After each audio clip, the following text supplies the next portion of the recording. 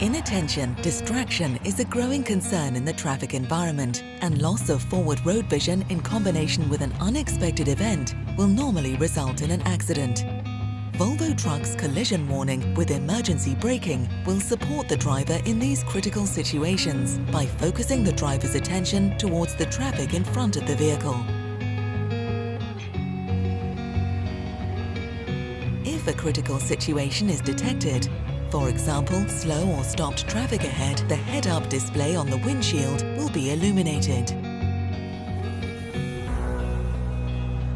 If there is no reaction from the driver, the head-up display starts to flash, supported by a loud audible alarm. If still no reaction from the driver, the truck's brakes are applied with a low braking force. Finally, if still no reaction from the driver is detected, an emergency full braking is performed. By supporting the truck driver in being aware of the traffic situation ahead, many accidents can be avoided. In order to alert other drivers of panic braking situations, the brake lights on the truck will change from fixed to flashing when extreme brake retardation is called for either by the driver or by the collision warning system.